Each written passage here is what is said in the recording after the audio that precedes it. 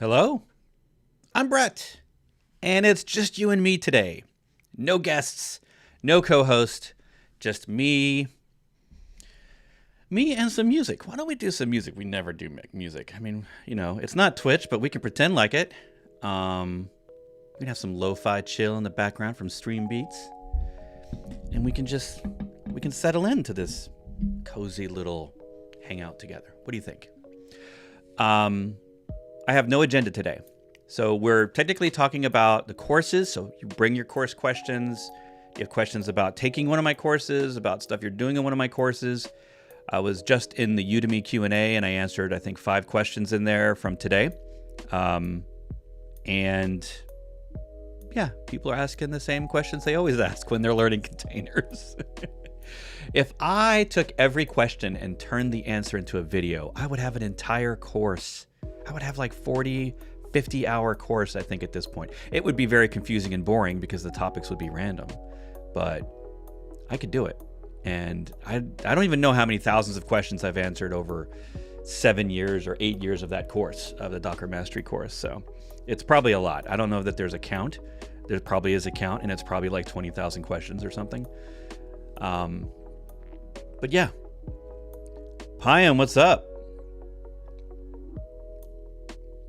Ooh, we're coming with the heavy questions right up front. Alfredo's wanting to know, is Docker Swarm still relevant?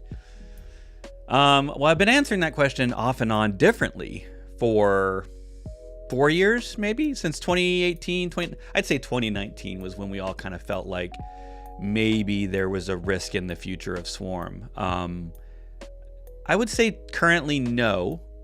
It is not relevant if you are in pure cloud native tooling, of which technically, is Swarm even listed in the CNCF? I don't even think it is. But I would answer yes, because I know plenty of people that still use it in production. There are still plenty of paying customers running it in production at the company that actually bought some of the enterprise tooling from Docker. Let's just pull it up. Let's just go look.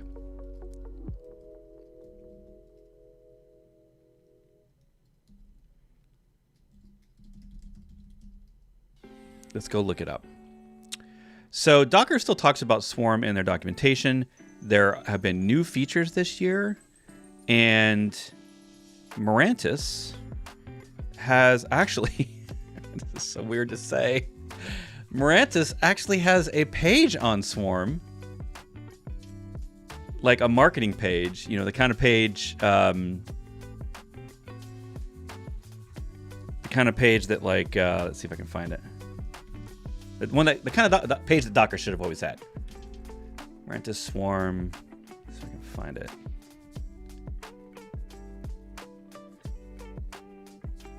Software Swarm, yeah. So here we go. And you got Swarm people on. You came to the Swarm place. It's funny. I always warn guests who are maybe in a place that's possibly they might not care about Swarm. Like if I have a guest who just doesn't think Swarm is a thing, or they might be all in on Kubernetes, whatever. I will warn them and say, hey, there are some Swarm fans that hang out on my show with me, and if you get Swarm questions of like, how does this compare to Swarm? Does this support Swarm? Sadly, the answer is almost always no. But they're always kind of surprised to hear about.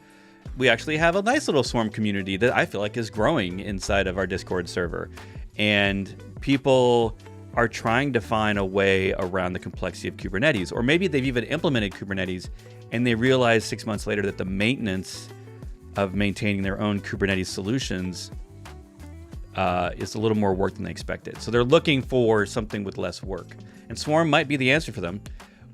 This year, the big buzz has been on CSI support, specifically getting third-party storage systems to support Docker and Swarm in a way that you can fail over and containers can come back up with the storage that they had on the other node. That was something that we had for a little bit. There's a couple of tools out there. Portworx technically I think still works. Portworx with an X. RexRay is dead and gone, but I was a huge fan of RexRay. I actually had the RexRay sticker on my laptop because it just worked. It worked with AWS, it worked with DigitalOcean, many other storage solutions, and Dell gave up on it because everybody went all in on Kubernetes in 2018, 2019. If you were on the fence about which orchestrator was going to win, as if we needed to have a freaking winner, then that was the time where a lot of companies just realized that they couldn't figure out how to make money on Swarm. That was the real issue, is money. How do you make money when a tool doesn't have the best API and it doesn't have clear understanding for third party? There's no clear path to third party profit on Swarm. And Swarm, as much as it was an open source and is an open source community project, doesn't receive a lot of its ongoing there's not a huge community of maintainers outside of Mirantis and now Docker, because Docker's actually hired one of the Mirantis engineers. It's a weird thing. Like all the engineers got hired by Mirantis when the company split, and then Docker has hired at least one person back I know of. So anyway, no, I think Swarm is absolutely worth the consideration. The trick is to figure out how simple can you make your Swarm setup. As I sit here with my Kubernetes hat on. Shout out to the Kansas City Royals baseball team. That's the inspiration here. It says Kubernetes on the back, and that's from a company called Replicated. Is their little logo over here? One of these logos is Replicated. Replicated is a cool company. They were on the show last year. They make good stuff for Kubernetes. So back to Swarm. It's a constant topic. In fact, let's market. Let's talk about if you're interested in Swarm and you want to ask these questions of not just me. I mean, I'm the guy that teaches Swarm, so of course I'm going to tell you to check it out. But what about others that are using it in real life? Well, we're having a thing tomorrow. And by thing, what I mean is our Discord server. So if you haven't heard about our Discord server, it's right above me. And our Discord server has a Swarm channel, all new this year. I don't know why we didn't make it before. I was stubborn, and I kept saying, well, Swarm's part of Docker, so just ask in the Docker channel. But there was enough Swarm people that were like, we want Swarm channel. So I made a Swarm channel. So we have a lot of conversation in the Swarm channel. In fact, almost every day there's conversation in there. And tomorrow we have an event. So in our Discord server, shout out to the 14,000 people that are members of that server. And growing quickly, faster than ever before. We're probably about to hit 15 if we haven't already. And we have today, of course, this show is on right now. So then tomorrow is a inaugural Swarm fan hangout. So the idea here is if there's enough Swarm people and they want to talk about it, let's do a Discord hangout. So we're actually doing it in something called a stage. So the way it's going to work is a couple of us will try to act as hosts, and when you have a question, you can raise your hand and we'll bring you up into video and audio and video, and you can ask your question and have a conversation. Otherwise, everyone can just sort of be in listen-only mode because this is public, right? So anybody can join. We want to be a little careful and protect our community from abuse. So join, and we're going to check out this new type of Discord video hangout thing. And I'm excited about it. We've got 20 people interested. So come join us. In fact, I'm going to copy this link and I'm going to put it right here, right in the chat. So if you're interested, you can sign up, even put that on your calendar. There's a little link in the chat for you. Absolutely. Natsuki's it was actually their idea. So we're going to do some stuff, and we're going to hopefully learn some stuff. I'm actually anxious to hear about some of the new CNI progress. I keep saying CNI. CSI process of all the different tools that need to adapt to Swarm mode. One thing we also have is Swarm, Awesome Swarm.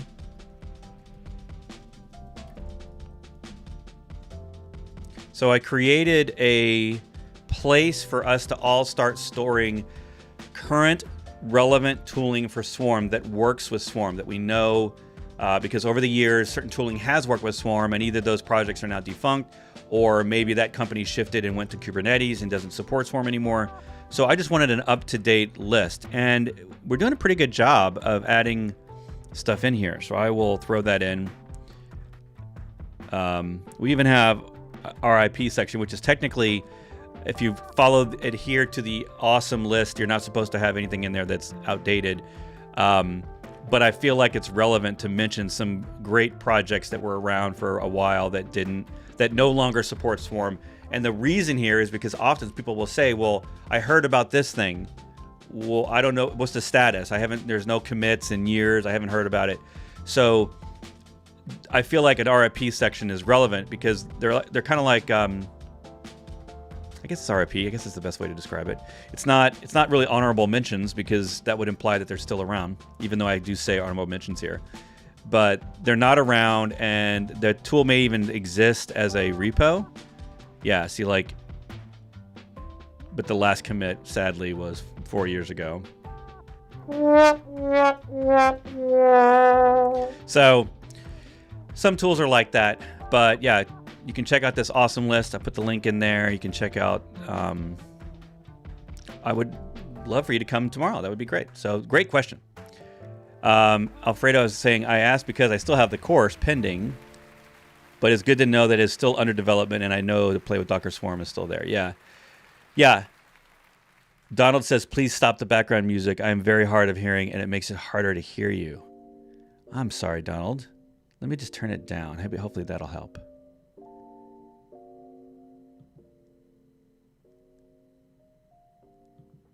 I was hoping for some jams today, but I totally understand. Hard of hearing is no fun thing, I imagine. So hopefully that'll help.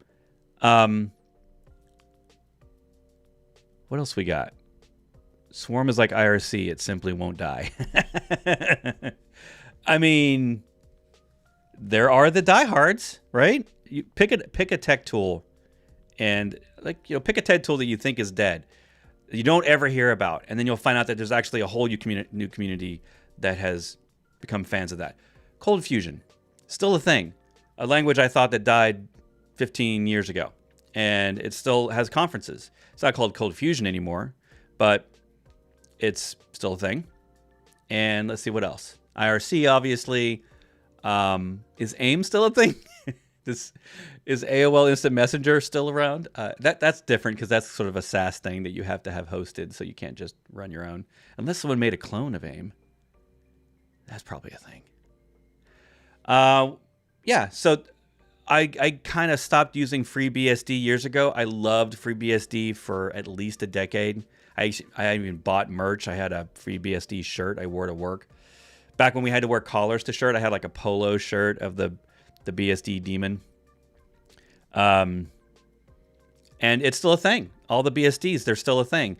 I don't know if their community's grown or shrunk, but whenever you think something's gone in tech, whenever you think people stop playing 80s 8-bit video games, you find out that, hey, a lot of us still have 8-bit video game consoles that we've made in our houses, like my little Raspberry Pi that has 42,000 games from my childhood on it, including the Japanese versions of the Nintendo games. I don't play the Japanese versions unless I can't find the American version, and then I have to just sort of guess what the language is saying, and I click the buttons. What else topics? What else we got? Let me know if that's better, Donald. Hopefully that helps.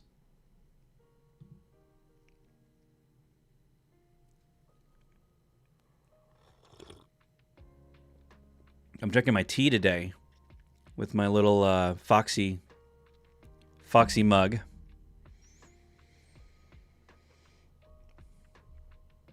All right. So in case you didn't know, let me just do a couple of little, self-promotional things here. So in case you didn't know, this turns into a podcast, not this actual show, although we're still trying to figure out a way how to make these Q&As a show that makes sense, because we hop from topic to topic. It's a little random. It also is a little repetitive because if you listen to 10 of these, they all have similar questions. Is Swarm relevant? What's the latest things in Kubernetes? How do I do blah, blah, blah in Kubernetes? How do I, and that's not bad for you to ask. Like That's why we're here. We're here to ask those questions. But does everybody want to listen to the same questions and answers on a podcast? Probably not. So I've been trying to figure out a way to not take a ton of time and not cost a ton of money for my editor to edit down these Q&As. And we still haven't figured it out yet. Time and money are a problem, so we have to figure out those things first. But we have a podcast, and this podcast comes from all of my guests. And so that's why you'll kind of notice, like, we're on episode 230 something. I think we're 234. I'm not. What is this episode number? I don't even know. It was the title of the show, but we have about half as many podcasts. So if you go, we have like 131 podcast episodes, and that's because I don't make everything a podcast episode. I only make the good stuff, and so we have a lot of guests on, and you can go check that out. That's at podcast.bretfisher.com. You can actually see that URL there. What else? I have a course starting next week. In fact, tomorrow. Tomorrow is the last day to sign up. Tomorrow is the last day for this cohort. We have, I think, 11 or 12, 11 people. I'm not trying to remember how many I have. We have that many people signed up. And if you are looking to implement GitHub Actions and Argo CD, either one of these tools or both of them together, this is the course for you. So we spend 2 weeks in Zoom together every other day for an hour and a half. So it's not a terrible amount of time. But in total, you get about 9 hours of time together with me and other students where we're all learning together. We have Q&A together. We implement stuff together. And ideally, by the end of it, you're actually implementing these tools on your real projects. That's what we can do in a live course. I can't do that in Udemy because I don't know your situation. I can't make a video that applies to everyone, but also then applies to your specific situation. In a live course, we can totally do that.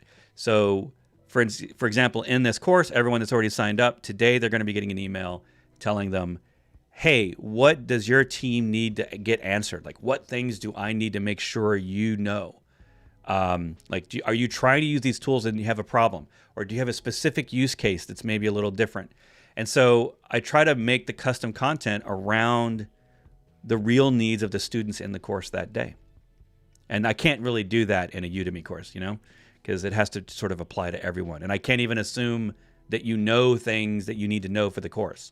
So in this one, we even have prep work. You have homework before class. And people are getting that this week. I have multiple videos they have to watch, and then they need to do things in GitHub before the class starts so that we're ready to go on day one. Anyway, if you're curious about that, you can sign up below. There's probably a link in the description of this show. Thanks, Donald. How about this? I'm just going to mute the music. We'll do that for today's show. All right. Yeah, so check that out. If you can't make it next week, but you're interested in this course or the future of this course, you can actually go to the website and you can click on future cohorts there, and you can click on there and put your email address, and then you'll get updates for future releases of this course. This is only the second time I've done this course. I hope to do it another time in autumn, near the end of the year, near Christmas sometime. So if you're interested in that, you can get on the wait list there. All right, you already heard about a Discord server that's right here, DevOps fan. Come sign up. Let me go over here and see how many people we got. Every once in a while I check. 14,887. That's a lot. If we had that many people actually chatting every day, it would be insanity. I wouldn't be able to follow a single conversation. But we don't have that many people chatting. There's probably, I don't know, any given week, there's probably 50 to 100 people chatting in here. So it's doable. Like, I can actually get in here and see the updates, and it's not too crazy. That's why we have a bunch of channels, because we get more and more people on different topics. So we break out the channels so everybody can have their little place. The meme channel is always an awesome place to go. The retro tech channel is fantastic. Paul's cluing me in saying, hey, This is episode 224, silly. Yeah, because I forget. Are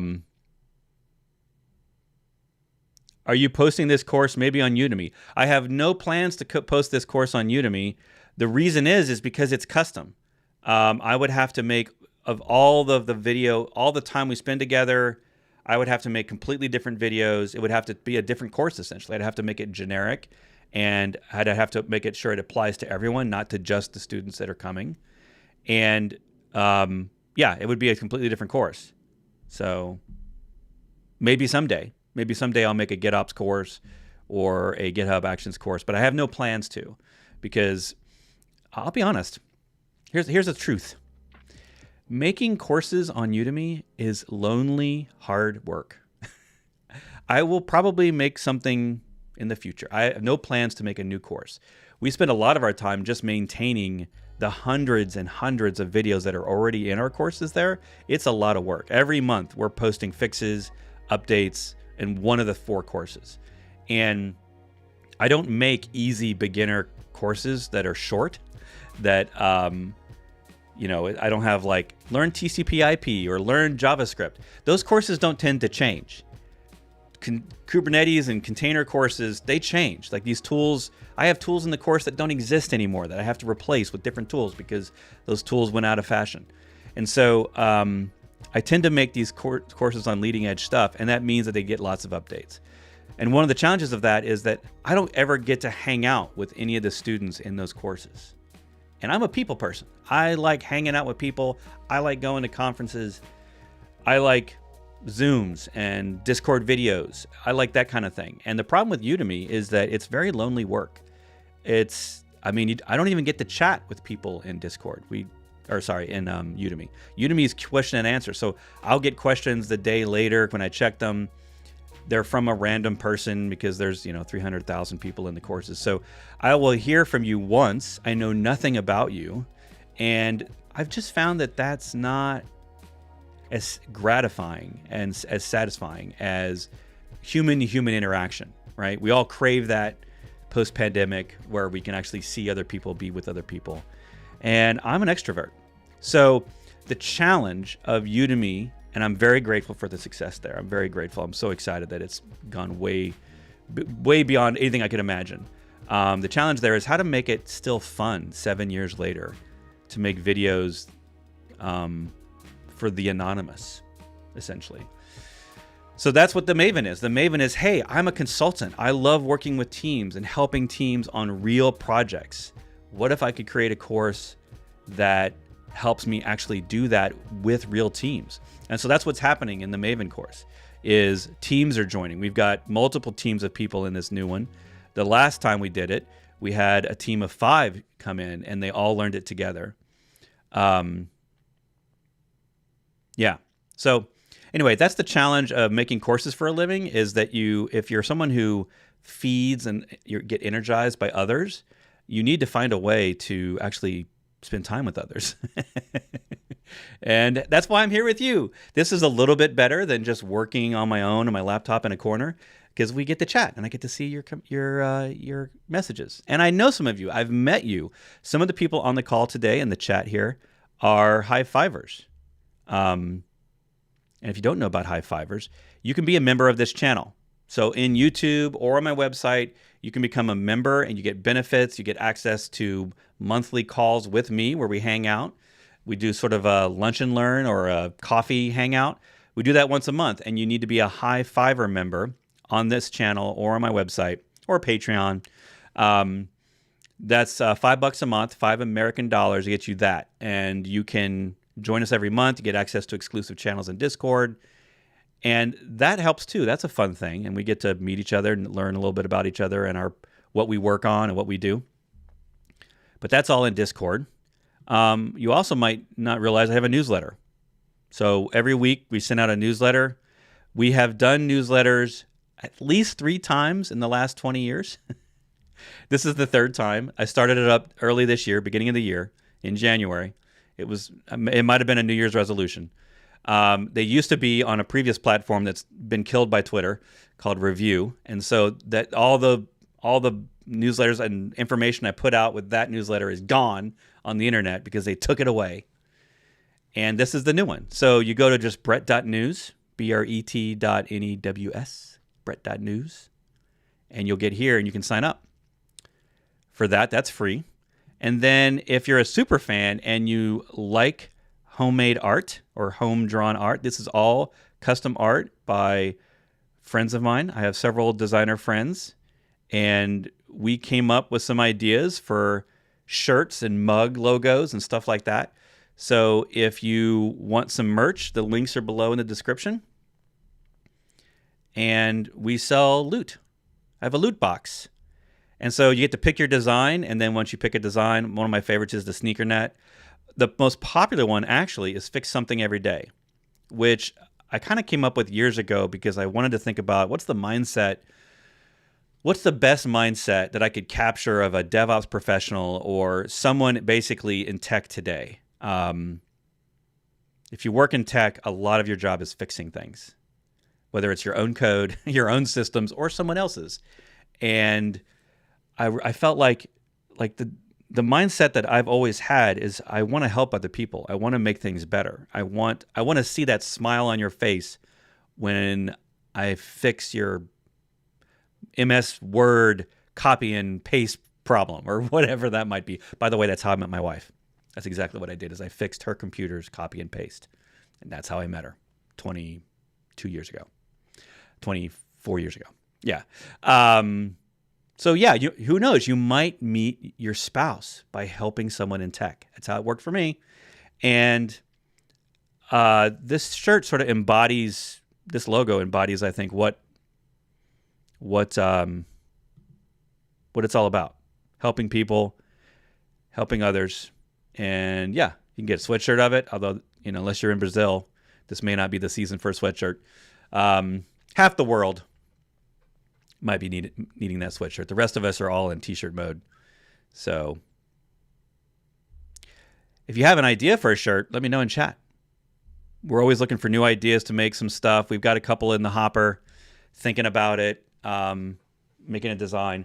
Sadly, I'm a big fan of 80s metal band t-shirts and rock concert t-shirts, but if you try to make those on the internet, they usually get pulled off the internet. So we keep trying to make cool ones related to like Iron Maiden or Led Zeppelin or, Def Leppard or something like that. And they always pull them down because they look too much like their logos and they don't like it.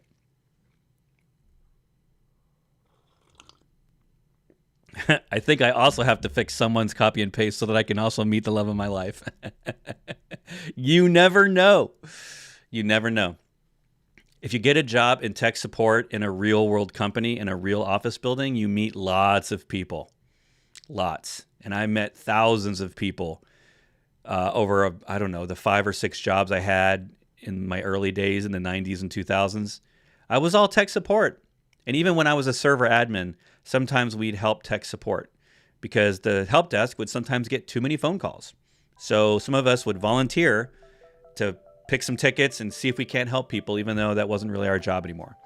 That's what nice people do in the office together. And I think that fix something every day to me is like the attitude that everybody should have. Fix something. Go help somebody.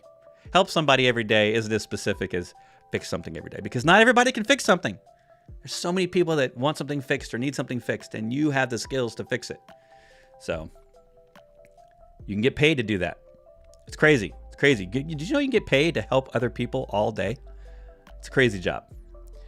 Oh, by the way, hi Currency. Sorry I missed your shout out there a little bit earlier. Payam's in from Istanbul. Juice92 is here.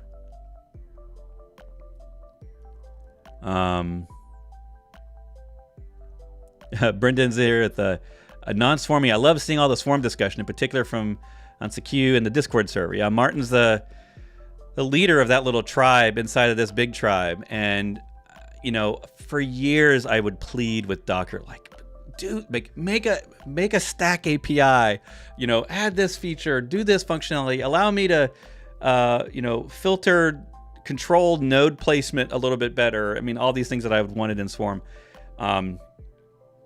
And I just, I'm not paid to work on Swarm. I don't have the time to, unfortunately, make PRs on Swarm, but I hope that someone does. And it looks like we're at an inflection point now where, sure, Kubernetes is easier than it was 5 years ago, but we keep adding on more things to the Kubernetes stack. And there's nothing wrong with running like vanilla Kubernetes with nothing on it, like just your apps and that's it.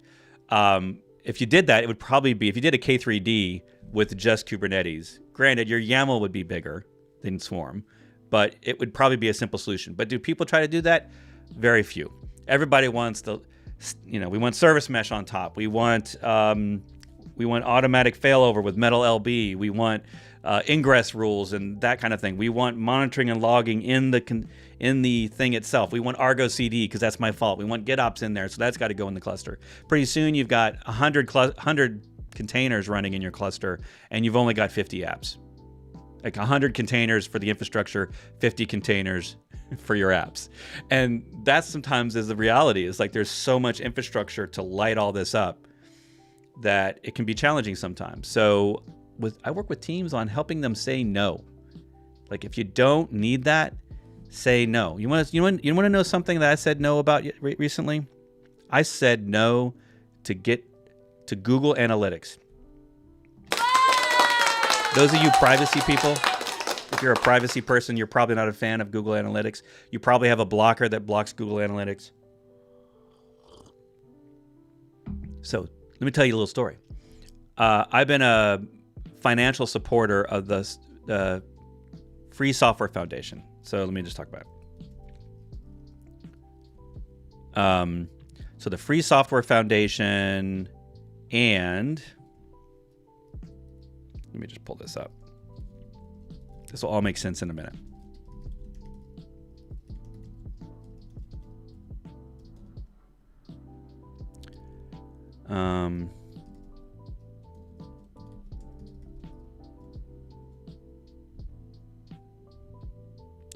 Why can't I find it? I can never find these links when I need them.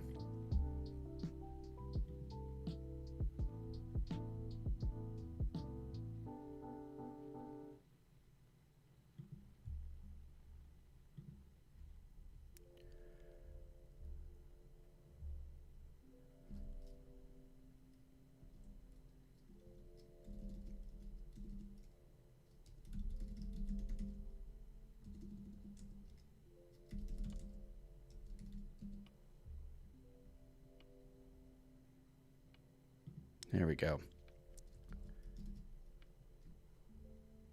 So there's a couple of organizations that I support, and one of them is the EFF. I don't know if you've heard of the EFF. This is going to be a little plug for them.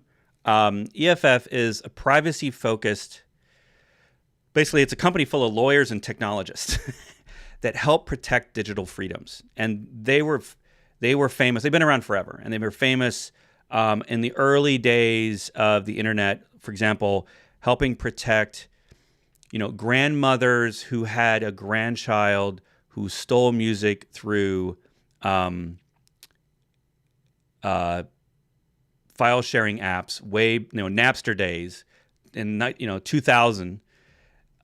People would get threatening letters from cable companies, from music labels saying, we caught you on your internet downloading stuff from Napster, downloading stuff from BitTorrent. And those people wouldn't even know, because they didn't have secure wireless, or people were using their home network. They wouldn't even know what this was all about. And so the EFF would come to the rescue and protect them. They do a lot of stuff to come in and help the underserved on the internet feel safe and be protected from, the mean people, the big companies, the conglomerates. They also focus on privacy ruling and privacy-focused technologies. And so if you didn't know it, a portion of, whenever you buy my courses, especially on Udemy, a portion of that goes to companies like this that are doing good on the internet. So EFF is fantastic. I'm a huge fan of them. If you need a good idea for donating money, if you're someone who is looking for good companies to donate money to, this is one of them.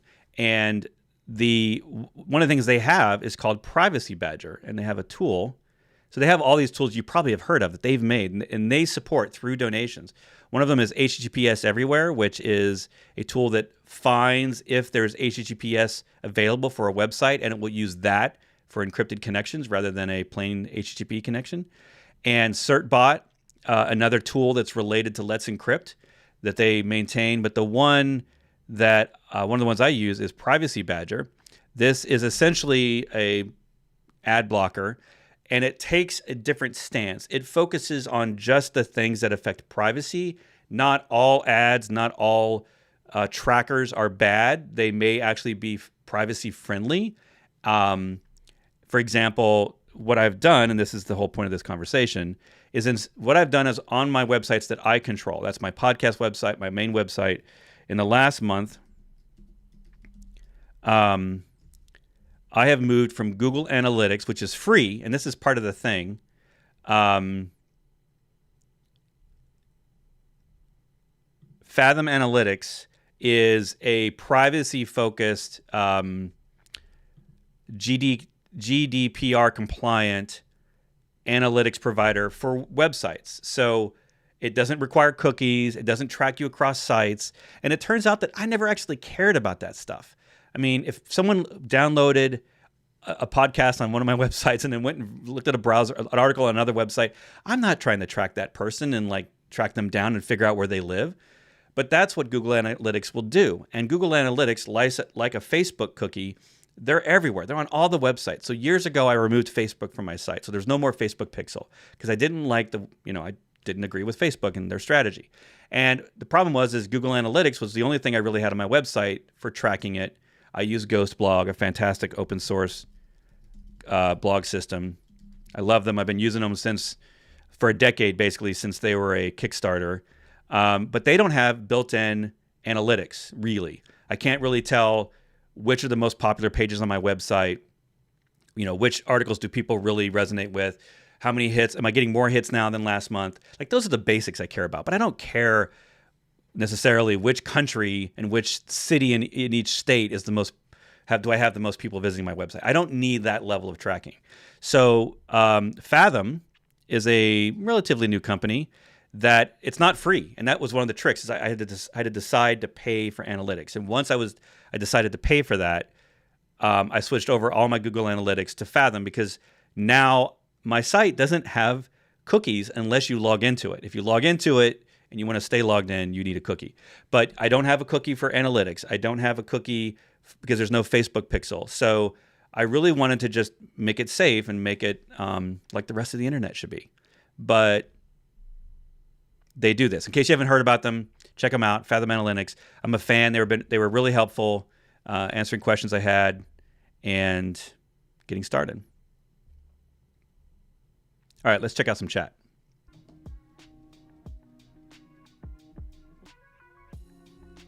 A simple, Barracuda is asking, can you recommend a simple log management tool for Docker Compose projects?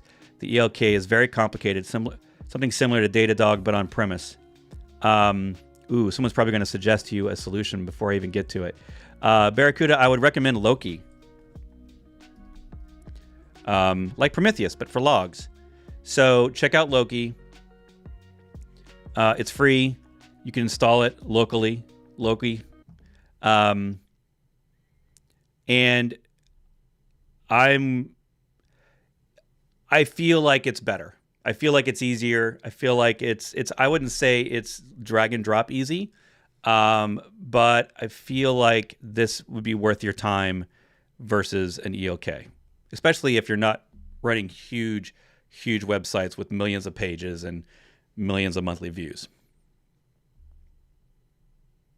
All right. So check out Loki. Hopefully that helps.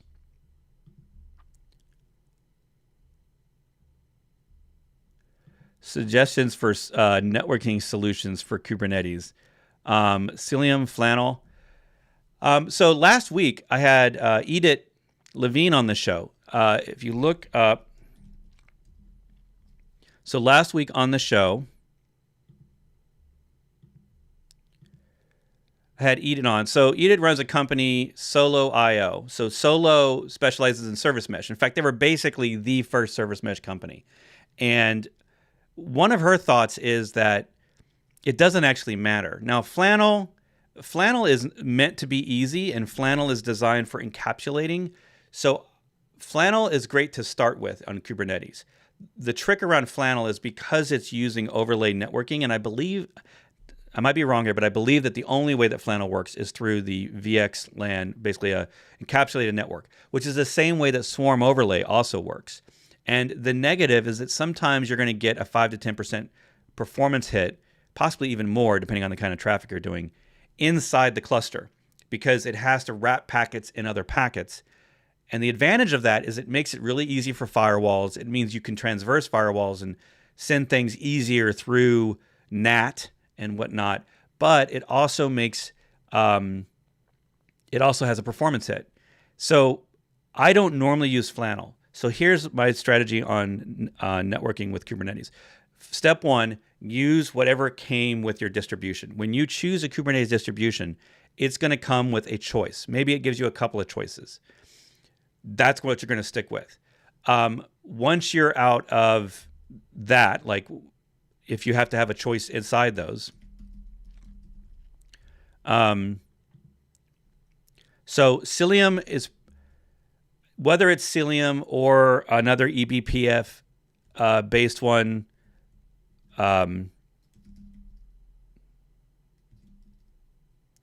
Calico, both of these have been on my show. So I've had Cilium on, I've had Calico on.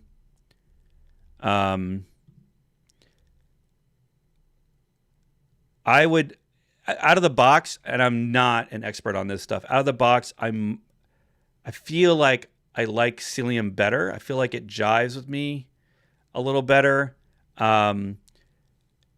They both do a lot of the same things. And so the point is that on Edith's show last week, if you want to go back and watch that episode, we talk a lot about service mesh. That's the focus of the show. And specifically talking about Istio Ambient Mesh, which is a new version of Istio that's greatly simplified, has a lot less infrastructure involved. And it's really, to me, the only way you should be deploying service mesh now.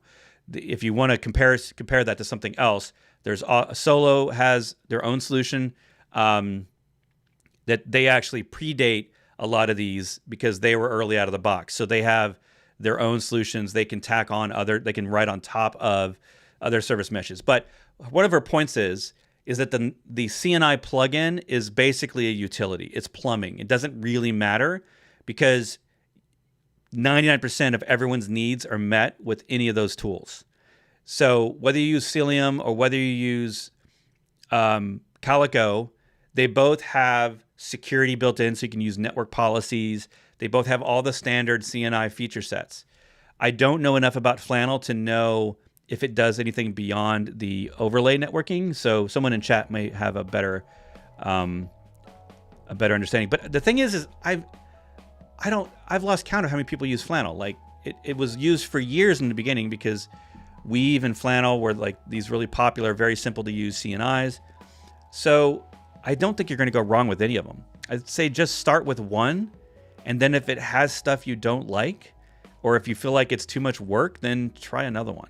But usually it's made that your decision's already usually made for you. If you install Rancher or some other distribution, MicroK8s, whatever, you're going to end up with a decision kind of made for you, or at least there might be one or two that are supported out of the box and they're easy to use and they're sort of a checkbox install. Just use those. I mean, I think when it comes down to it, the CNI is the most basic choice of all the tools you're going to be making. It's one of those things where you set it and forget it. You get the cluster set up, you get the policies, the templates for your policies. If you're going to do policies, you get a template set up to where you know how it needs to be configured, and then you go, and then you just don't really worry about it after that until you get to upgrade time, because there is maintenance with any of these things. So you're going to have to update your CNI plugins, and when you do that, you might have to update your Kubernetes cluster, and when you do that, there might be other things that are affected. So welcome to the hell that is Kubernetes upgrades. That's a problem regardless of what you choose. So you're going to choose something. That's a great discussion point. I'm glad you brought that up. Yeah, and Alexandra has an opinion as well. Like, flannel seems straightforward, and that's its goal, is to be set and forget. Thanks, Max F. Thanks for the accolades. I appreciate it. Thanks for being a student. Wow, Donald's got a story about your hearing. I don't think I knew that. With our conversations, I can't tell. Of course, you got headphones in. I would have never known it.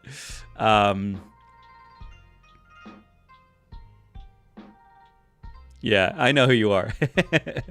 Yeah, you're not pretending to be Donald French. There's not 2 Donald Frenches on my live stream, I don't think. And Kisalea, I'm not sure if you were there earlier, but I said, no, I'm not planning on putting the Maven courses on Udemy. Udemy are for very generic solutions, and I have to make course videos that are for everyone. And the Maven courses are very customized. They're very specific to the people coming to the class. It's kind of different. If I suddenly replicated myself and I had way more time in my day, I might try to figure out a way to put another course on Udemy, but as of 2023, there's no plans other than to maintain the courses we have, update them.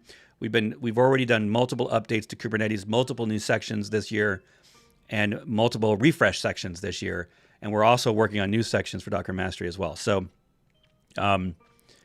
that's our calendar for the rest of the year, really. You still want a swarm-inspired Foxy? That's a good idea.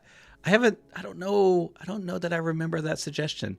All right, bring it up tomorrow in the Swarm thing, and I'll reach out to our designer and see if I can't get a Foxy Swarm logo that we can use for our Hangouts, for the Swarm fans Hangouts. Yeah, let's do it. In case anyone didn't know, let's see, where do I got Foxy? Foxy is the little fox you see in all my stuff. Do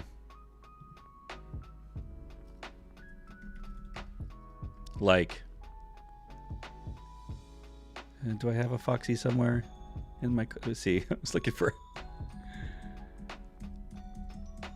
You've seen her around. She's on my merch. In the loot box. See, that's Foxy.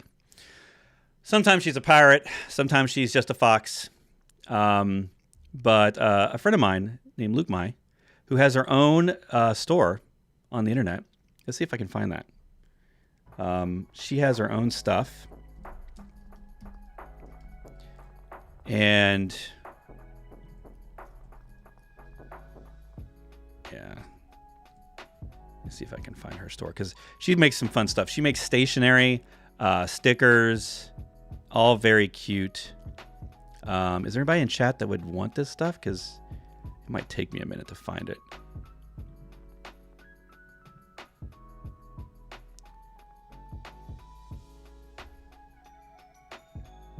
Here we go. Yeah, here's her Etsy shop. All right. So, nice bean sprout.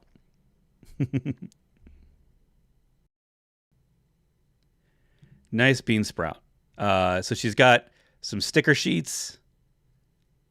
You can check out her stuff. I'll just put it in chat. So she makes my logos. And we'll see if we can't get some new Foxy ones. There's a couple other Foxy ones I feel like we need that I don't... I haven't made a list. I need to make a list of like the next round of Foxy updates.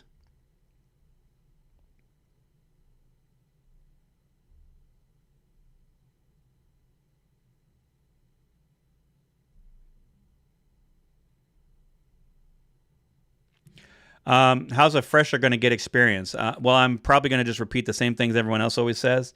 But when you have a lack of experience, you have to double up on certifications and public examples of your own work. So if you had me critically review your resume, and feel free to post it. Actually, I don't think you can put links in YouTube Live. If I was to look at your resume, I would expect to see, if you want to be DevOps, what do you want to be? You want to be operations? You want to be a build engineer? You want to focus on a specific language? Or maybe you just want to work at a specific company and you're just going to learn whatever they use. For example, if you learn AWS, don't go looking for jobs for companies that want an Azure expert, right? So you're going to have to focus in on certain technologies. You can't learn it all. There's no expectation to learn it all. So if you're going to try to be a Docker and Kubernetes expert, then I would expect you to have multiple Kubernetes certifications, a Linux certification, a networking certification, a security certification, and at least one cloud certification.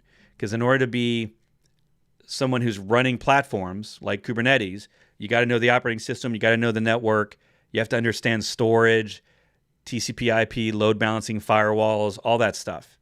So you need to prove yourself with the certifications if you don't have the experience or the university degree. Even with a university degree, you'll probably have to get a bunch of certifications. And then I would go to your GitHub. I would search for you on Google, and I would find where you're at and see your stuff. And what I would expect to see on Google, not on Google, but on GitHub, is you have a filled out GitHub profile. I want your profile to look like mine, where you have all these repos that you're showing off your skills. So I want to see you showing off how you use Kubernetes. I want you to show off how you're using Docker files to build things. Maybe you're someone who you want to build your own blog. So you're going to build that blog in public. Maybe you pick Ghost or WordPress, but you're going to put all that in here. You're going to fill out the READMEs. So you're going to have these nice, wonderful READMEs that you've built. And you're going to explain to people and teach people. It doesn't matter whether people are actually looking at it. The point here is that you're showing off your skills. And there's a saying we have that if you really want to know something well, you have to teach it. So by you doing this, by you putting stuff in a blog post, by you having a blog, having a GitHub with all your stuff in it, you're showing and proving to a future employer what you know. Because if they can't look at your resume, they have to look at what else you've done. And this is something you can do on your own. It doesn't cost any money to do this. It just takes your time. So certifications are expensive. You might buy the books or the test prep stuff, and then you have to buy the certifications themselves. You have to buy the tests. So if you don't have the money for that yet, I would say spend all your time in GitHub, and I want to see a bunch of repos. I want to see all the stuff you're working on. Not just forking other people's repos, but creating your own from scratch. For example, make your own example repo for how to build a Docker file in your favorite programming language. I have one on Node, and it has an example of how to use Node.js because I spent some years writing Node programming language, writing in JavaScript. And so I made one for myself, and then I made it public. And other people like it. But it's not so much that whether or not other people like it. It's you proving your knowledge by explaining it in your own words. And if you cheat and have ChatGPT write it for you, just be sure that you know what it is. It's okay if you have ChatGPT helping, but you better know what you're talking about because you're basically claiming that you have this knowledge. But do that. I would say do that. That to me, if I'm hiring a fresher, if I'm hiring someone that's got no experience, and I've done that multiple times, or I'm hiring someone for a job that is not their role of expertise, the two things I care about, and I've said this almost every one of these, so sorry for those of you that have heard this, but I want to learn. I want to know how you learn. Teach me how you learn. Teach me what you're learning right now. And I want to know how you're sharing. How are you teaching others? Because everyone in DevOps, everyone in tech now, it's not so much about what you know. It's about how quickly you can learn new stuff and how quickly you can teach your team. How can you share with others? Because the power of a team is everybody helping everybody.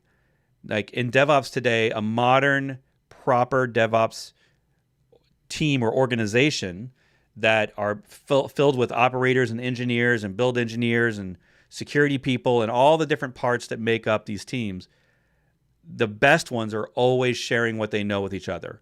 They're writing long Slack posts. They're writing blog posts. They're making Loom videos. They're not professionals at all that stuff, but they're just sharing what they know, doing lunch and learns, which is something I used to do all the time back when I actually had a job at a company where we would all go into the conference room once a week, sometimes even twice a week, and someone from the team would teach us something for 20 minutes while we're all having lunch.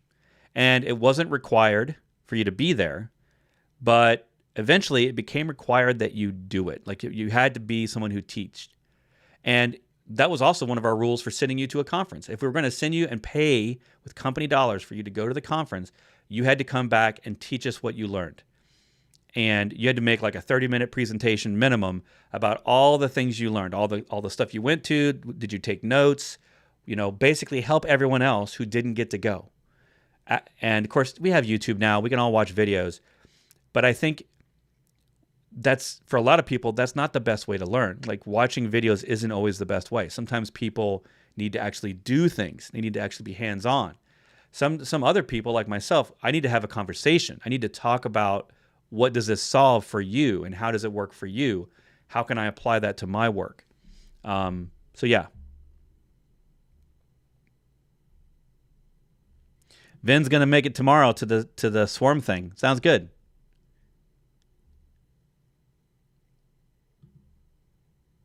Thanks, Para. Yeah, I mean, privacy is the thing that we all want until we realize that it's inconvenient. I mean, being someone that's been around the internet since the dawn of the internet and been using computers since basically before, when we had 1200 baud modems, when 1200 baud was fast. I know some of you are out there. Donald's out there. There's some of us old timers that we were using dial-up in the early 90s. And, some people still have dial-up. Can you imagine that? And we were doing CompuServe and AOL, bulletin boards. I remember my friend ran a bulletin board, and I'd call into his bulletin board every night, and we would just share files. We'd share the latest game we found somewhere. And our parents would be upset because they'd pick up the phone and it would disconnect our call and ruin our download. And we're like, Mom, hang up the phone. You ruined it. Anyway, those of us that have been around since the beginning, we were here before we had privacy problems. Like, it was all wonderful in discovery, and everything was amazing because we didn't have companies sophisticated enough to track us everywhere we went. And of course, we didn't have devices in our pockets, rather. We didn't have pocket devices that were tracking us everywhere we went on the physical world. So, we definitely had hackers, and we definitely had some misuse, obviously. I mean, the movie Hackers in the 80s existed and is still relevant. But a lot of us have grown up with this, and we've seen what could be the good side of the internet if we all just behaved better. So I'm always about the privacy stuff. The challenge for me, because I have friends, I have the tinfoil hat friends, right? I have friends that they turn off a lot. They don't ever use entire sections of technology because they're not comfortable with the privacy aspects. I'm not quite that hardcore. I'd rather try to figure out a way to use it safely than not use it at all. So, like, I didn't want to get rid of Google Analytics as much as I'm concerned about its privacy implications. So I would go into Google Analytics and I would turn off a bunch of settings because you can basically dumb it down so it doesn't track as much stuff. And I would turn all that off, but it was still Google Analytics. So it was still doing some tracking. And I just didn't have the time or knowledge to run my own open source, because you can use your own open source, right? There's stuff out there. And I just didn't want that kind of burden. So I chose the route that was easy, not the route that was hard.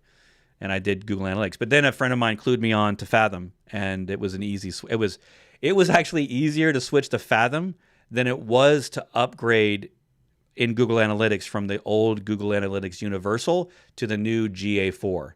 And if you know anything about Google Analytics, over the years they change it, and you have to go change your keys, and you have to change your JavaScript, and it's a real pain. And they made it so complicated this time that after spending hours trying to figure it out, I just bailed. It was so confusing. They had like a 6-step workflow of all these things I was supposed to do, and for each site. And I have like a dozen websites, so it was just stupid. So I kicked them to the curb. How long will Kubernetes live? It possibly will live longer than us. That's a great question. At least decades. I think eventually, though, the real thing will be is that Kubernetes will still be there, and it'll still be a standard, but we won't be interacting with it directly. Like, we will probably have worked out a way to have something on top of it that's easier, and you might just deploy Kubernetes with a thing that abstracts away a lot of the complexity. And I think that AI will take a part of that. Like, imagine a Kubernetes cluster with some AI components built in that figure out it already figures out what cloud you're on. It figures out the size. It figures out the requirements. And it installs and configures things for you that you maybe didn't have to do. Today, you'd have to do that manually, right? And we already have tools like that. We already have, Windows and Mac and all these really advanced solutions that they figure out a lot of stuff, right? They figure out the right network access point to leave your computer, even if your computer has multiple connections. It figures out which one's the right one. We have technology that we're using today that has enough logic in it that it's way simpler than it was 20 years ago. Some of my friends and I, we talk about, the good old days when we didn't have DHCP. Hell, there was a time where we didn't even have DNS on networks. It was just IP addresses. Or if you're old enough, it was IPX or it was ThickNet. You had addresses, but everything was manually configured and everything was very literal. You had to know every configuration command. That was just 20 years ago, 30 years ago. It wasn't that long ago. So if you think 20 years out and how, everything today is already auto-configured for networking. Networks are really much smarter. Routing is much smarter. BGP has gotten smarter. We've gotten all this stuff solved at that layer. Imagine Kubernetes that has that intelligence built in, or you maybe just add one thing. Maybe you add Argo or some other tool, and it's got so much intelligence in it, it figures out what you need for storage drivers, and it adds those. Based on your requirements. If you put in a requirement that has a certain kind of storage, it goes and gets that for you and configures it. It figures out where it's hosted so that it knows, oh, you're on AWS. I'm going to need these things for AWS storage, and I need the controller to manage their load balancer. So that's probably what's going to happen. In order to get rid of Kubernetes, we're going to have to figure out a different abstraction than containers, essentially. I don't see any indication that Kubernetes will be replaced by another orchestrator. That would require the entire industry to shift, and I don't see that coming anytime soon. I really just think it's about building things on top of Kubernetes and making it install smaller, leaner, faster. If you think of all these efforts like K3D and K3.0, what is it? K0 or whatever it's called, the K3S alternative, K0S, I think. We've got tools like that make it leaner, right? They make it leaner to install Kubernetes. Now we just need tools that help automatically understand your system, figure out more intelligence. And we've already got companies doing that. We've got troubleshooting companies that are trying to figure out how to automatically deduce what is wrong in your cluster from all the metrics and analytics. So that stuff's all coming. It's going to be super easy. And I think everyone will be able to run Kubernetes, and they just won't have to talk to it. It'll be something else in the middle that you'll talk to. That's my prediction. What do you think about Red Hat paywall? I care this much about the Red Hat ecosystem, so I don't have any customers that use Red Hat. I've never had a customer use Red Hat. Well, that's not true.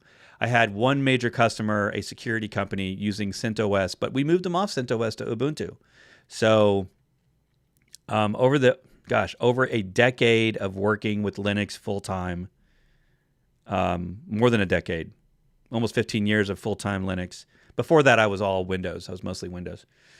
Linux was a hobby in the 2000s for me. And then like late 2000s, it became like the new standard, right? When the cloud blew up, essentially. So for me, it was always Debian variants. At first, in the early 2000s, for me, it was BSD. It was NetBSD, FreeBSD. So in my worldview, I just don't. I mean, I know that there's plenty of Red Hat customers, but I just don't. I don't know anyone that uses them. The people that I know use them, got rid of them years ago. When CentOS started doing their funky stuff 3 or 4 years ago, the companies that I was working with on CentOS, they didn't really understand Stream. They didn't really jive with that style, and they wanted to hang on to the old CentOSs like the CentOS 7, but that wasn't working with containers, and they needed to move to something that would work with containers better. So we moved them to Ubuntu, or AWS Linux or Microsoft Linux or whatever the cloud Linux is of your choice.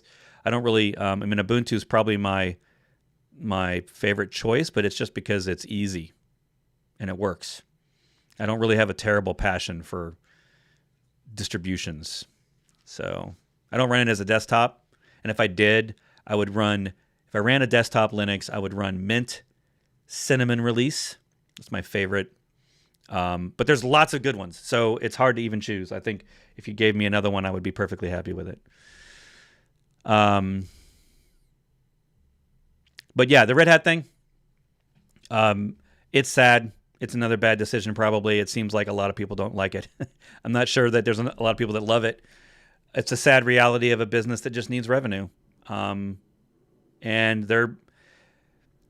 a lot of times we don't agree with tech decisions of tech companies, and sometimes it works out for them.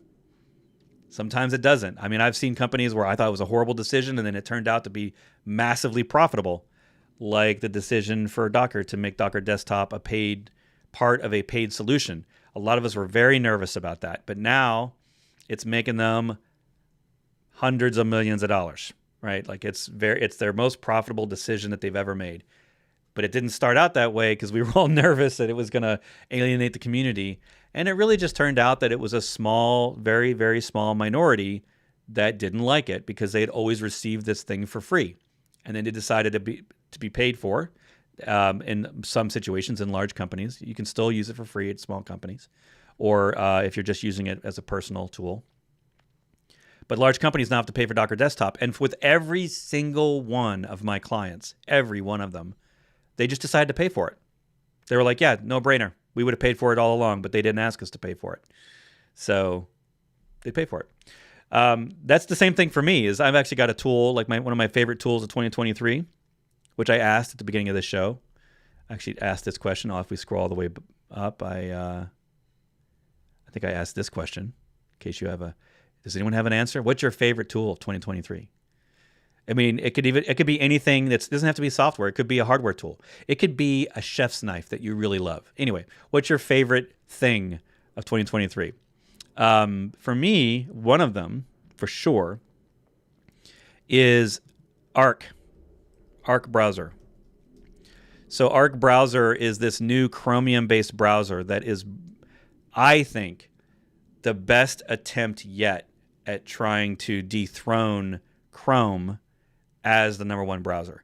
Now, I don't think that Arc will ever become the number one browser, but I definitely think it has the potential for a certain group of people to, for them to just love it. And I am someone who, I tried Edge. I try every browser. I tried Brave. I spent significant time on Brave. I've tried other browsers that are come and gone. And here's the funny thing: is Arc right now is completely free. You can't give them money if you wanted to, but the minute they take money, I will happily give them, I don't know, $3 a month, $5 a month, maybe, because it's my default browser. I use it every day for everything. The tabs are all on the left. It allows me to switch projects. I basically can switch what project I'm working on and all the tabs that I have open for that particular project, and then I have folders, and it does all this cool stuff. I don't know where to start. You can have these things that are called favorites up at the top. They're always running in memory, so they're always fast. You have permanent bookmarks below where they stay, and they're essentially like bookmarks. And some of them have popovers, so you can even get some things, if you hover over them. It's really slick. And then it's got these tabs which automatically go away based on your settings. And you can go in and say, I want you to delete all of my tabs after 7 days or 30 days or 12 hours, whatever you want. Delete all these tabs below the line, because I like a clean desktop and I want to keep it clean. Plus they have things like notes. You can actually make a note and start typing stuff like you can in like a Notion or an Apple Notes. And it saves those and it syncs them across all the browsers for Arc. And so everything's instantly synced. I can literally bring up another computer when it will instantly get all of my tabs and my bookmarks exactly how they were right here on this computer, on that computer, including all my saved settings. And if I want to do an easel's like a little artsy thing that I can add pictures in, and I can draw arrows and do squigglies and do stuff like that. And then I can share this out with people. I can have screenshots. I can take screenshots built into the browser. I can take full page screenshots. You name it. There's 1,000 features in this freaking thing, and it's completely free. Today, the only way you can get this browser, though, is you can sign up for the they have a type form, and you fill out the type form, and you get on their wait list, and it's only for Mac. However, it's coming for Windows. They haven't set a date, but I'm pretty sure it's going to be this year. They got the Windows version coming out. They already have the iOS version, which I use now on my phone every day. And they are fantastic. A great company. They put a lot of videos on YouTube. If you go to their YouTube, you can learn all about them and their process. They actually have engineering talks about how they're making the browser. They talk about competition, like are they better than other browsers or not? It's kind of fun. They do a lot of fun stuff there. So they're experimenting with AI. They're doing some cool things where you can actually, now they call it a boost, and you can actually change the look of a website. So if I don't want YouTube to, let's see, if I don't like, let's see, if I don't want the premium button up here, or maybe I just don't like the search bar, I can zap it. It'll take it away. Maybe I don't want that one either. I can take that away. And so every time I come to YouTube, I won't have to see that. Or maybe I get tired of the header or something and I want to zap it. I can do that. And what else can I do? I can change the font. Maybe I just want everything in a cursive, or yeah, so I can do that. And I can save this, or I can edit the code or the CSS. I can change the colors and make YouTube look like what I want. It's a fun thing. It's not very useful, but the cool thing is you can take parts of it, make a website your own, and then that's the power of the web, right? That's the power of CSS and HTML. So they allow you to do all that. I don't know actually how to get out of here. How do I reset? Okay, there we go. Yeah, so that's a boost. Anyway, Arc browser, arc.net. So they're coming out with a Windows version. They've been working hard on it, and that's coming out this year. And I would pay them money, but that's an example, a very long example of a tool that I would pay for. I would not pay for Red Hat. So that's just me, though. All right, what am I missing in chat?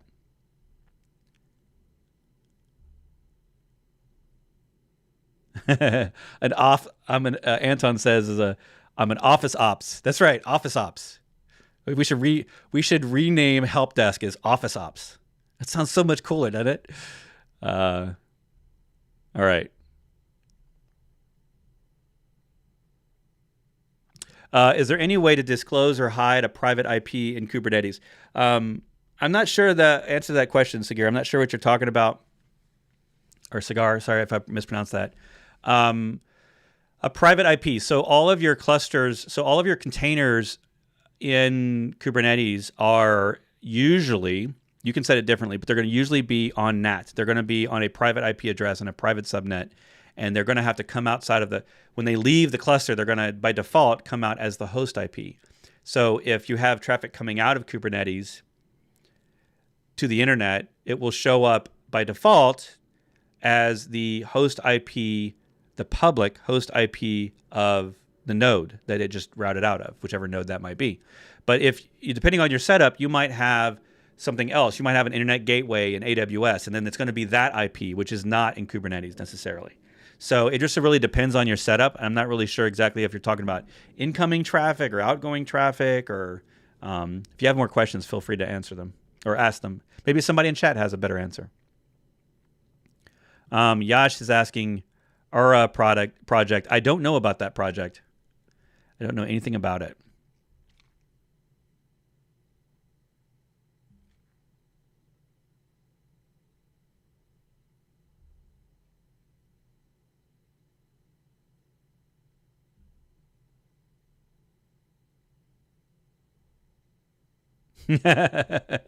Arc. So Arc is not, I don't think Arc takes up any more memory than Chrome. But if you're on Mac, it's absolutely worth giving a try. And the thing I will say about Arc is that it's so different. It's so different that you're going to have to spend some time. You're going to have to spend some time actually getting used to all of the functionality in it. For example, when you hit Command T, instead of just getting a new tab, you get their wonderful, it's kind of like Command K in a lot of other programs, where you can search for things like if I want to get keyboard shortcuts, I can search, and that is their setting page for keyboard shortcuts. Or if if in my history of all tabs I've ever had in here, it keeps all that history by default, and so I can search for all the Twitter stuff that I've been to in the past, or what tabs, and if you have a tab open, you can see which tab it has open. Now, Chrome technically has this feature, but it's not near this slick, right? So their polish in Arc is so much better. And you can also change the URL is like this little hidden thing up here, but if you want to change the URL, you hit Command L, and when you want to search a specific website, for example, you can just type the name of the website and then tab, and then you can instantly search that specific site, which again is in Chrome, but it just looks so much more beautiful in Arc. Like it's like design plus version of Chrome. But I have found it to be 100% compatible with Chrome. It runs with all the Chrome extensions that you need. For example, I have all my extensions over there on the side, or you can also see them down under here. You can, I think there's, I don't know where where that stuff is. Another cool thing is if I'm playing a YouTube video or any video on any website, and then I go to another tab, it actually gives me the picture-in-picture. I mean, this is what sold it. Maybe my first, oh yeah moment, this is definitely going to be cool, is I can just watch the video, whatever tab I'm on, it'll just follow me. If I go to another tab, it's still there. Or I can click the button to jump right back to that tab. There's just 1,000 features in this thing that are just so slick. And I wish now, if I didn't have this browser and I went back to Safari or Chrome or Edge, I would miss so much of this slick experience. It's got mini windows. They're called little arcs. So when you click links in other browsers, other apps, instead of them taking over your main browser and like switching the screen, they come up in something that's called a little arc window. So if I brought this up, for example, so it comes up in this little window that's separate. And then if I want to bring it over to my main browser, I actually can click this button or choose a different scene or project to put it in. So I can, boom, it'll come back over into my main browser. So the cool thing is I can have my main browser untouched, and then whenever I'm in other apps like Notion or whatever app you're getting, you click a web link, it doesn't take over my main browser, and I love that. It just pops up a little window right on top of that window wherever my mouse is at, and that's called Little Arc. And it's such a great feature, and no one else does that, so I highly recommend it.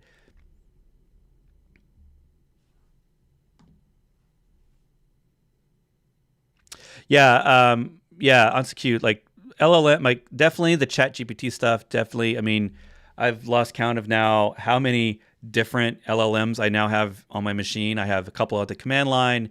I have at least 3 actually at the command line. I have the GitOps one from GitOps, GitHub, or not GitOps one, GitHub Labs or in GitHub Next rather. They have the chat version of Copilot that I have. I have the Copilot beta that goes in VS Code that gives you chat options in VS Code. I have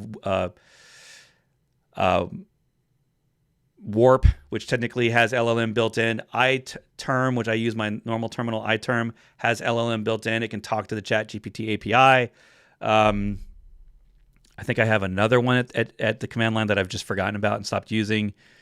Obviously, I pay for ChatGPT. I use Bard increasingly more and more for different things I'm trying to sort of compare and contrast. And, there's probably another half dozen there that I use that I forget about. And I think that's the future, is like these LLMs are going to be everywhere, and all of our tools. I have Notion, so I have it built into Notion. I have Grammarly, and I have it built into Grammarly. And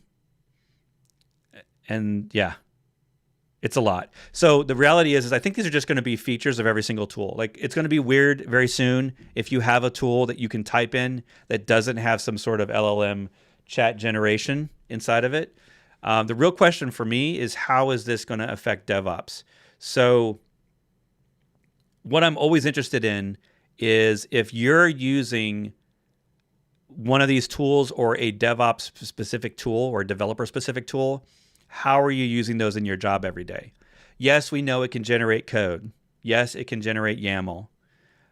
It can help you write code, help you write YAML. But beyond that, right? Like, when am I getting the tool that I can just type at the command line, make me a GitHub repo, clone it to my machine, add these 3 packages, make it a Node.js app, add a Docker file for Node.js, and then also give me Kubernetes manifest in the style of customize for this app. And I'm going to use Vue, and I'm going to have a front end single page app. Like, and make me that whole thing in 30 seconds. That's what I want to see. I want us to get to the point where these systems are smart enough and they have enough context that they can just take a lot of the drudgery out of everyday things that we all do, right? Terraform init is not enough. I want, make me the Terraform, look at what I already have as written in this file, make me the Terraform for that, make it a GitHub repo, push it up, automatically give me all my favorite GitHub actions for that repo. Make me a PR automatically for my first commit.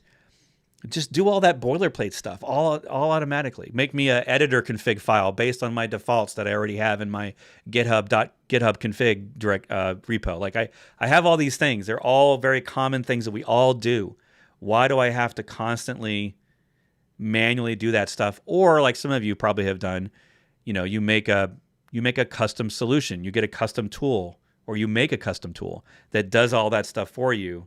And then, but it only works for you, and it only works in that one case. It doesn't work for a different language or a different Git hoster. Yeah, I want a tool running locally that can do stuff in my shell. It doesn't have root access. It only has permission to the directory I run it in. Maybe it's very scoped in permissions. Keep it safe. And then it because I'm using 1Password, it can't push to GitHub automatically unless I give it a thumbprint. So I have to give it a fingerprint biometric. So it's got safety built in so that it's not just doing rogue stuff. But I'm ready for that. So whenever you find that tool, let me know. Let's do it.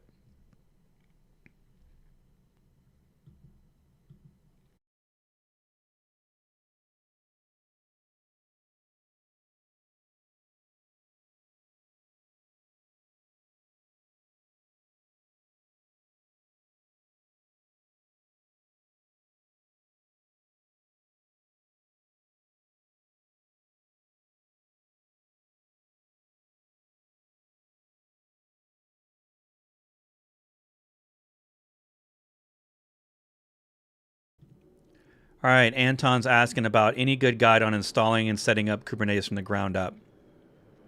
So it depends on what you mean by ground up. Kelsey Hightower has the famous Kubernetes the hard way, and it teaches you a lot of the internals by forcing you to set it up. It's half of it is just setting up certificates.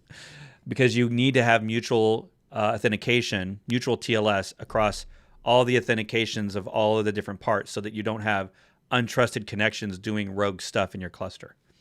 And so if you're talking about that, just look up Kelsey Hightower, Kubernetes the hard way, right? Or just Kubernetes the hard way. That's probably the most bare bones, raw way to install Kubernetes. And it's doing Kubernetes vanilla, meaning it's taking the raw open source from upstream without any, it's not a distribution. So that's Kubernetes the hard way. You would never do that in production, but that does teach you the internals and teach you how to do it. That's the most famous example. The reality is that since you won't ever use that in production, if you've done that once, it's not going to teach you how to install Rancher or how to install MicroK8s or K3S or Tanzu or EKS and AKS, right? Or any of the cloud ones. It's not going to teach you about those because each distribution is specific and it has specific tools, specific command line tools to get started. It's got its own process of how to add things to it. Some of them have point and click interfaces for allowing you to add plugins. Other ones have command line interfaces for doing the same thing. Some of them have none of that. It just really, really depends on which distribution you pick. And then you need to go find a guide to install that distribution. There is no best distribution. There isn't no universal, works the best and easiest everywhere all the time. So you have to first decide, where am I running this Kubernetes? So if you tell me I'm running an AWS, well, you should use AWS's Kubernetes. You should use EKS Fargate. It's the easiest way to run Kubernetes. I would argue that if you're not even sure if you need Kubernetes, then try App Runner on AWS, which is it allows you to use containers and container infrastructure without ever needing Kubernetes files. You won't have to make a Kubernetes YAML. But if you want to stick with the Kubernetes API and do Kubernetes specific things, then on AWS, for example, AWS Fargate is the easiest way to do that, because then you don't have to manage the nodes. You still have the API, you can still make Helm charts and customize YAML, and you can still add plugins and stuff on top of it, but you don't have to manage the nodes. You don't have to upgrade the nodes every third month, essentially every fourth month when a new version comes out. So it's very much depending on your requirements. And then once you figured out which distribution to use, go learn that one, right? Rancher has documentation on how to install Rancher. Rancher is very popular for on-prem or for teams that want the exact same thing in 3 different clouds. And they want, which is hard. That's really hard to do. Or if you want to do a hybrid where you have part of your cluster in the cloud and part of it on-prem. Rancher and RKE are a contender. Tanzu is another one. A lot of them now, including Azure has the ability for you to run their Azure Kubernetes and then run either Azure Kubernetes on-prem or even a connector that connects the two so that you can use Azure to manage your on-prem stuff. But that's Azure. That's very specific to Azure. So it really depends. It's hard to give you a generic. Anton, I'm assuming that you have my Docker or Kubernetes courses. If you get my Kubernetes Mastery course, it teaches you more of the internals. It teaches you things like when you deploy a deployment resource, what exactly happens in the API, right? What are all the different pieces that move in the etcd database when these things happen? What is kubeproxy, and are there alternatives to kubeproxy? Those are all in the Kubernetes Mastery course. Links, coupon links are below. You can get it pretty cheap. So that's Kubernetes Mastery. But it's not going to teach you distributions, because that each one would be its own course. To teach you Rancher and RKE and the style of using that particular tool, it's very specific to Rancher. If you want to use kubeadmin and do a vanilla install, which I don't really recommend in production, but if you wanted to do that, kubeadmin is its own tool. Some other tools use it under the hood and you don't even know it, but kubeadmin is very specific and it has specific configuration files that are just for that tool, and they're nothing to do really with Kubernetes if you did like, Tanzu or curl. Yeah, curl is one that people don't know about usually.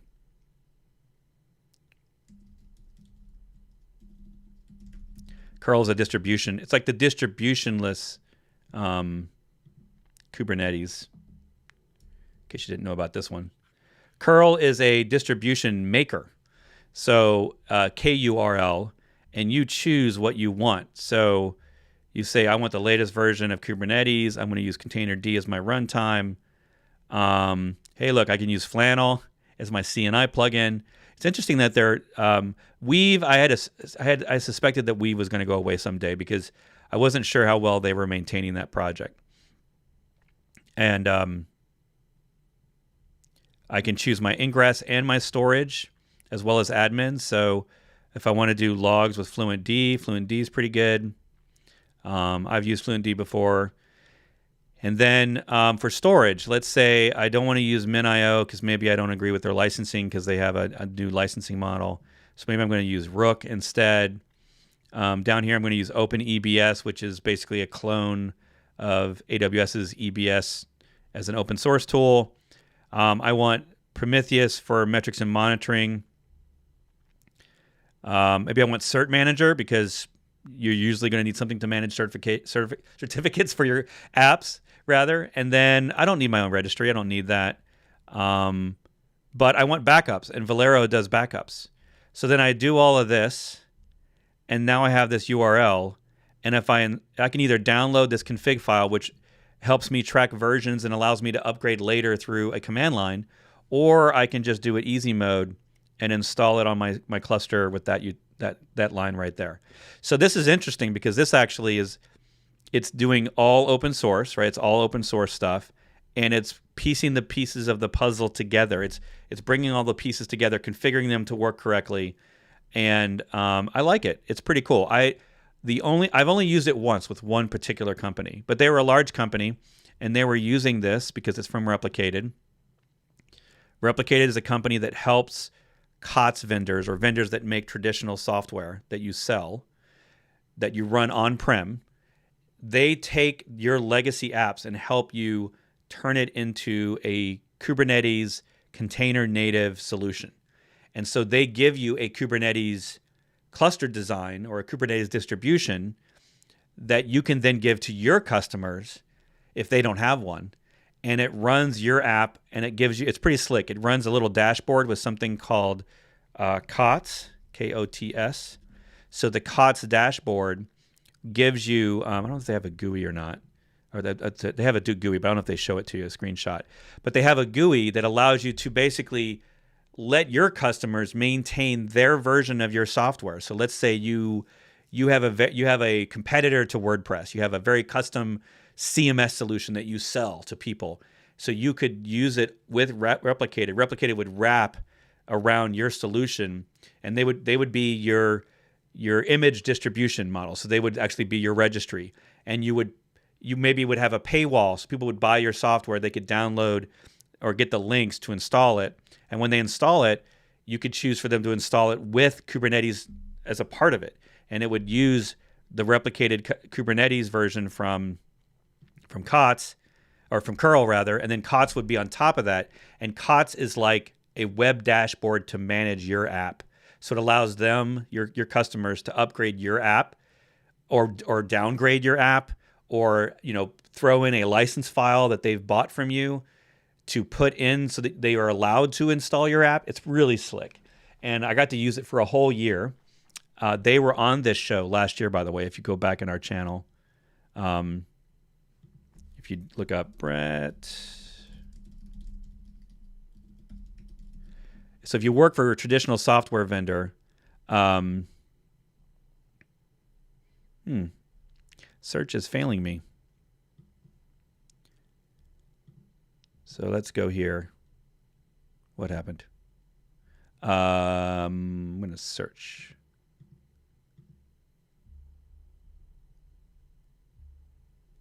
I always hate this search.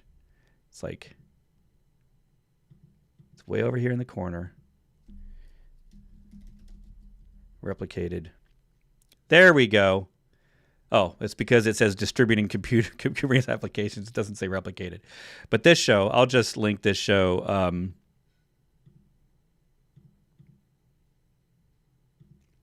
I'll put this in chat. The browser is Arc. We just got done talking about it. So if you're not aware of Arc, go check it out. Get on their waiting list. They're about to release a Windows version sometime this year. They're about to get rid of the waiting list. They don't know when, but they just announced today that they're freeing. You won't have to be on a waiting list soon. So if you get on the waiting list, you hopefully will get access to it soon. They only have an iOS version and a Mac version, but it's coming to Windows soon. And it's my favorite. It's my favorite browser all year. It's my only browser I use all day long. So, but anyway, Replicate is pretty slick. So we actually talk about it all through this video.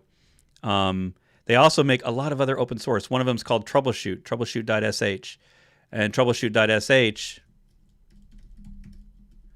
is a troubleshooter for Kubernetes, but it's not one of those tools where it goes in your cluster and then gives you recommendations on what's broken. What it does do is it extracts everything from your cluster that could be used to help troubleshoot, so that you can send off that stuff in a tarball to the expert who maybe doesn't have access to the cluster. And another thing it does is it allows you to actually put in pre-flight checks, so you can make your own. If you have a team of people that are constantly deploying new Kubernetes clusters, you can make a checklist of things that have to happen called pre-flight checks. And then when you install it with some of these tools, it will make sure that the system has everything it needs in order to be a proper Kubernetes node. So it's pretty slick. I've used it before. I like it.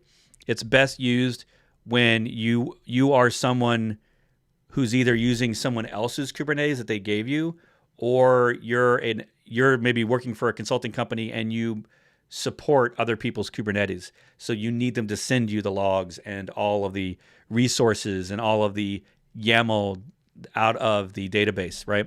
So that's what it does. It's pretty slick.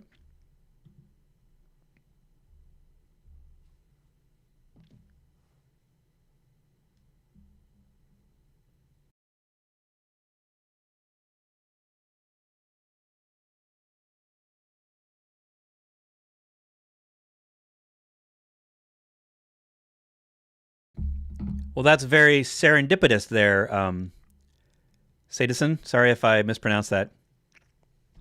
Yeah, I just happen to be streaming. So I'm streaming live Thursdays. I have been doing that every day, every Thursday, pretty much for like 5 years. So you can come back any Thursday, and I'll usually have guests. I'm not usually alone. Only once a month do I do this stream where I'm by myself.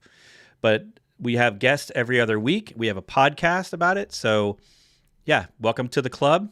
And you can find all that stuff out. There's a bunch of links below in the description for finding I have a newsletter, we have a Discord server, we have a podcast, there's a blog, there's just tons of stuff. Courses, I sell courses. My real job is making courses. And then I consult a little bit. I help other companies implement Kubernetes and DevOps and all that stuff. So yeah, if you signed up a little while ago and you didn't hear back, here, let me, I only have a few coupons left, but if you're really interested, reach out to me either on Twitter or on my Discord server. The Discord server is right there. Find me and I can send you, because the coupon's only good for one person at a time, so I can send you a coupon to get in. If you're interested in the Arc browser at all, I think I have, let me see how many I have left. I have 5 left.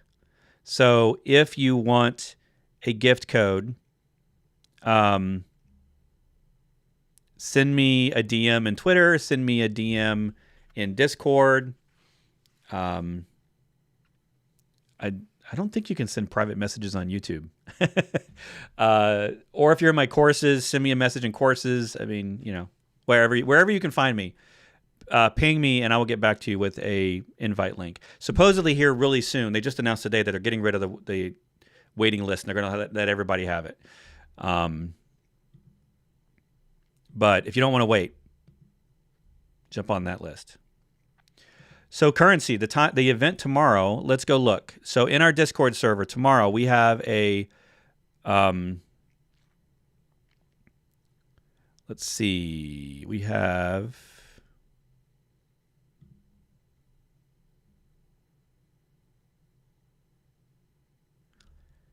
let's see, can I click on it? Does it show me more? Here we go. All right, so tomorrow at 11 a.m. my time. So I am US Eastern, so that's UTC -4. So if you go in our Discord server, links right here, devops.fan. So join our Discord server. In the top left, you will find the events. Okay? And that event, the next event is tomorrow, and all you got to do is just check the interested box. I will also copy the event link and put it back here in chat again so that you can get it quicker. And yeah, and that'll be tomorrow. So I will technically be live again tomorrow, but it won't be here on YouTube. It'll be on Discord. So we'll all be in the Discord server room. It'll be down here. We have the Swarm Fans channel. Probably tomorrow I'll probably drag it up and put it somewhere more elevated. So yeah, I'll probably drag it up here to text channels. Not sure what I'm going to do with it. Anyway, so we'll be doing that tomorrow. That'll be our first time we're actually using one of these stages as the new feature in Discord as a stage. So we'll be doing that. So that's what, 11? So that's 3 p.m. UTC. 1500 UTC tomorrow, if I'm doing my math right. All right, everybody. Unless you've got any more urgent questions, we're going to wrap this up. Remember, tomorrow is the last day to get my new course. It's a live course. If you want to, if you are interested in that, and maybe you're interested but you can't join now, maybe you're interested in future dates, but this is a live course where you're going to be with me in Zoom every other day for 2 weeks. And we're going to be getting deep into learning GitHub Actions the first week. And then the second week, we're going to learn Argo CD for GitOps. And because this is a live course, it's like getting custom consulting, only way cheaper than what my consulting costs. And so you'll essentially probably spend a good dozen hours or more total in this 2-week project, and you'll get homework, you get assignments, you get videos you have to watch beforehand, you get prep work, and then we get into class and we discuss stuff together. We talk about your needs and what specifically you need to do with it. Maybe you have a different setup or you have special requirements. And we work on that together with the other students in class. There's going to be about a dozen of us, maybe more. If the last week, people always sign up the last week, so we might get a few more. And in case you can't sign up for this one, but you're interested in future dates, you can sign up for the future cohorts in the waiting list. So you'll get emails when we decide on the next time we're going to do this. Also, if you're a student, if you're a full-time student and you're interested in this, or if you live in a country with a huge cost of living difference than here in the United States or in a Western country, if you live somewhere where your money doesn't go as far as our money does, then we have a scholarship program. And the way, just find me. You can find me somewhere. You can see this email address right here. You can email me at that address, Bret@bretfisher.com. You can reach out to me on Twitter DMs or in Discord. Discord is probably the easiest way because sometimes Twitter DMs get lost and I don't see them. Or email me and ask about our scholarship program for that, because we do offer a steep discount for those that are either students or if you're currently unemployed and looking for a job and you're interested and you have the ability, we do offer a steep 50% discount for those that are needing, basically those that need it. I also have a whole set of resources in case you don't have the opportunity, you're not sure how to get your employer to pay for it. we have resources on how to help get you paid. That's all the way down at the bottom. Past all the reviews, past all the information. There's an FAQ, and we actually have for reimbursement. Oh, well, there's a page somewhere. That's weird. It doesn't work. But yeah, there's a link where we give you resources. You can actually get a template to give to your boss to get it reimbursed, because we really want, this is designed for teams doing real things in production with Kubernetes. So, it's best when you're going to be able to use these tools soon, because we're going to be learning things that you can implement in your clusters today. So, but that's my week next week. But we still, even though I'm doing that next week, we're still going to be here live next week. Let's see who's going to be here next week. So next week on the show, we're going to talk about Uffizi. So I'm going to have the CEO and co-founder Uffizi. Let me bring this up. So Uffizi is a preview environment or a temporary environment company. They keep expanding their functionality, so they might be doing other things now too. But I know them from first being able to make me quick environments from compose files, so that when I'm testing PRs, it can spin up all my containers and give me a web URL, and then when that PR is done, it closes it out. And then, or if I'm local and I'm just on my local machine as a developer, if I just want to spin this up for someone else to see temporarily on a cluster, I can do that. Now they're supporting Kubernetes, and they also have GitHub Actions. So I'm working with them to try to optimize their GitHub Actions so that it's just the easiest thing possible to spin up temporary environments per PR. So that maybe every time you have a PR, it spins up a new environment. Every time you make a new commit, it updates that PR environment. I know a lot of companies that really want that kind of stuff, and so they're focusing on that. They're going to be on the show next week and tell us all about their stuff. And then later this month, who else we got on the show? We're going to have CodeFresh on. Have you heard of CodeFresh? They're another CI tool. And CodeFresh, one of the things that I like about CodeFresh is, as well as knowing several people that have worked there, I think 3 people at this point that I've met that have worked there. They're a modern CI, sort of a cloud-native first CI company. And for their CD, instead of it being something in their platform, they're doing true GitOps by adopting Argo CD as their continuous deployment of choice. So when you use their platform, now, I'm a GitHub Actions fan, but if I couldn't use GitHub Actions, this would be definitely one of my top contenders, because I love Argo CD, and they have Argo CD built in. So they're big maintainers of the Argo CD project. And I wanted to have him on the show, and Dan's going to be on the show. This guy right here, one of the co-founders. He's going to be on the show here in a couple of weeks, and that's actually going to be in 3 weeks. But if you get on our newsletter, you will know about all this stuff before it happens. So if you jump over to the website, so just below, or Bret.news, you can go to Bret.news, but jump more on the website, click on newsletter. You can sign up for the free newsletter, and you'll get an email every week. Just one little email, and it will tell you who's going to be on the live show, what is on the podcast that just got released, other news about things I'm creating, new examples that I've put on the internet, new blog posts, stuff like that. It is not an email about all the other things happening. There's plenty of good newsletters about the world of DevOps and just the news in general. And I didn't want to make that. So this one is designed, for example, this latest one. I talk a little bit about what's going on the show, and then I talk specifically about a solution I found in Argo CD that I'm a big fan of called application sets. And I give you details about, looks like we got a little messy font thing going on there. We talk about some of the specific features of that tool and how it would work for you. I maybe throw my favorite tweet in of the week, maybe who was on the podcast last week. So it's really just my world, right? Like the things I'm doing, the people I'm talking to, the shows I'm having. So that's what that newsletter is about.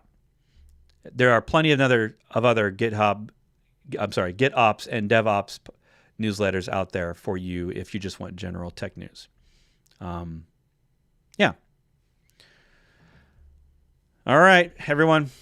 I'm signing off. Thanks so much for hanging out with me. I will be here live next week with Ufizzy. We'll see you soon. Thanks for joining.